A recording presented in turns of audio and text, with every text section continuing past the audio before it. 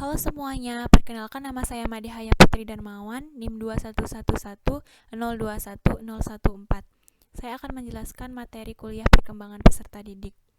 Baik, bahan kajian yang pertama, hakikat PPD, yang kedua, faktor hereditas dan lingkungan dalam perkembangan, dan yang ketiga, proses perkembangan peserta didik. Perkembangan seseorang, baik fisik maupun psikis, menuju kedewasaan atau kematangan yang berlangsung secara sistematis, progresif, dan berkesinambungan. Sedangkan peserta didik merupakan makhluk yang mengalami proses pertumbuhan dan perkembangan dan memiliki karakteristik yang berbeda. Jadi, perkembangan peserta didik merupakan suatu tahapan perubahan seseorang peserta didik, baik fungsi, pola pikir, fisik, moral, maupun psikisnya menuju tahap kedewasaan atau kematangan. Faktor hereditas dan lingkungan dalam perkembangan peserta didik ini ada 3 aliran. Yang pertama yaitu aliran nativisme. Tokoh utamanya Schopenhauer yang menyatakan bahwa perkembangan individu bergantung pada pembawaan. Aliran kedua, aliran empirisme. Tokoh utamanya John Locke yang menyatakan bahwa perkembangan individu dipengaruhi oleh lingkungan. Aliran yang ketiga, konvergensi. Tokoh utamanya yaitu William Stern yang mengatakan bahwa perkembangan individu ditentukan oleh kedua faktor, yaitu lingkungan dan pembawaan. Faktor hereditas yang mempengaruhi yaitu yang pertama, intelijensi atau kecerdasan. Nah, Arthur Janssen mengatakan di tahun 1969 ia mengemukakan bahwa kecerdasan itu diwariskan. Menurut dia, IQ yang diukur dengan tes kecerdasan yang baku merupakan indikator kecerdasan yang baik.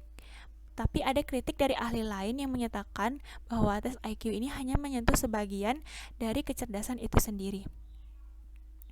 Yang kedua adalah faktor temperamen. Temperamen merupakan gaya perilaku karakteristik individu dalam merespon. Nah, temperamen bergantung kepada kesesuaian hubungan antara anak dengan orang tuanya. Orang tua mempengaruhi anak, begitupun sebaliknya, anak mempengaruhi orang tua. Selanjutnya, faktor lingkungan. Yang pertama, faktor lingkungan sekolah.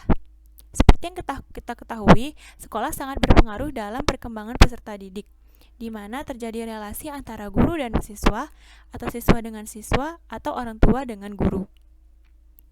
Di sana akan terjadi suatu interaksi yang akan mengembangkan pribadi atau karakteristik dari peserta didik tersebut. Faktor lingkungan yang ketiga yaitu masyarakat. Lingkungan masyarakat bersifat dinamis. Jadi ada lingkungan buruk dan ada lingkungan baik. Itu tergantung perspektif pribadi masing-masing.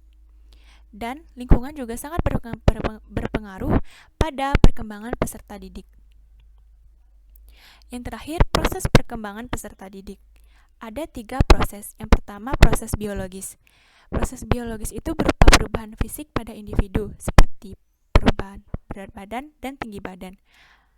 Yang selanjutnya, proses kognitif, yaitu perubahan seperti pemikiran, kecerdasan, dan bahasa. Dan proses yang terakhir yaitu proses sosial, yaitu perubahan dalam hubungan individu dengan orang lain. Perubahannya dapat berupa emosi ataupun kepribadian. Baik, sekian dari saya. Terima kasih.